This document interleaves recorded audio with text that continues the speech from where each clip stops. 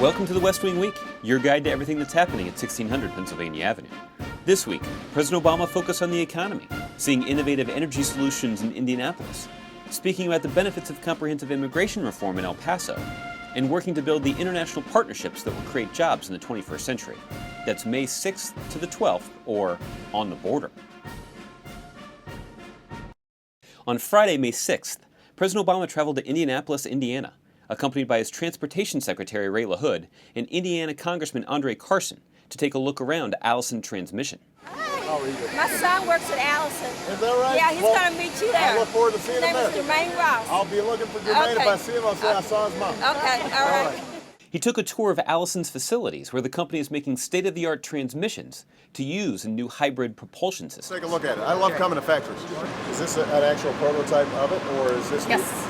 This is it? Yes, sir. So there's electric up front. Yes. He then spoke to workers about his long-term plan to protect consumers against rising oil prices by reducing oil imports while ensuring a cleaner, safer, and more secure energy future. If we can transition to new technologies, that's what's going to make a difference over the long term. That's how we're going to meet the goal that I've set of reducing the amount of oil that we import by 1/3 by the middle of the next decade. We can hit that target. On his way back to Washington, the president stopped at Fort Campbell, Kentucky, where he joined the vice president in welcoming back service members who have recently returned from deployment, including private meetings with some of the special operations forces who conducted and supported the successful operation against Osama bin Laden. The president awarded the units involved the Presidential Unit Citation, the highest such honor that can be given to a unit in recognition of their extraordinary service and achievement. He also filled them in on some of the news they might have missed, like the tornadoes that wreaked havoc in Alabama. Alabama. I tell you what, to the state. I haven't seen anything like that. Devastation on there, Tuscaloosa was unbelievable. Then he addressed the troops. All right, I'm introducing the general. He's introducing you. And today, here at Fort Campbell, I had the privilege of meeting the extraordinary special ops folks who honored that promise. And it was a chance for me to say on behalf of all Americans and people around the world, job well done.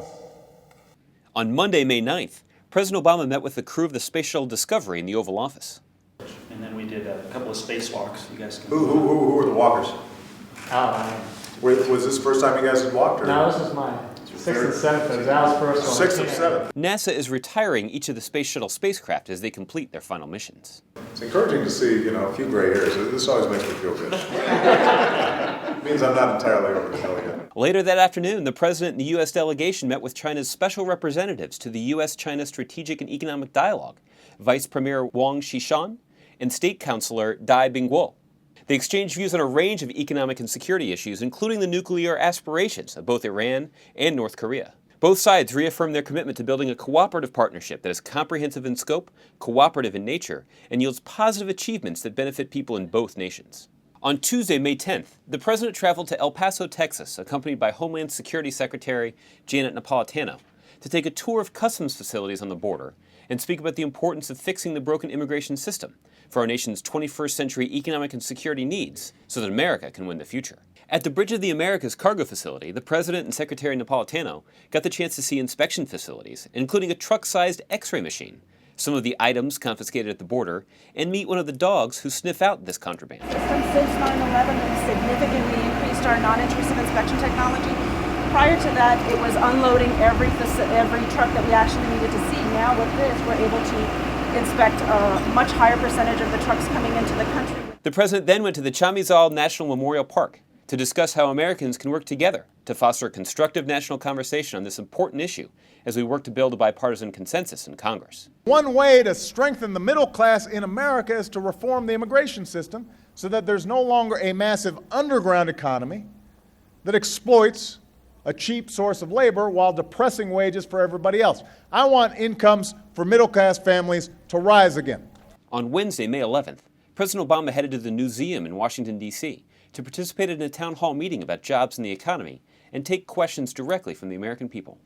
We have some great Excited questions. about it. I'll bet we do. You'll be ready for it. It's going to be fun. When America puts its mind to it, there's nothing we can't do. The same is true for the economy. If everybody's pulling together, Democrats, Republicans, business, labor, if everybody's focused on How are we investing in this future?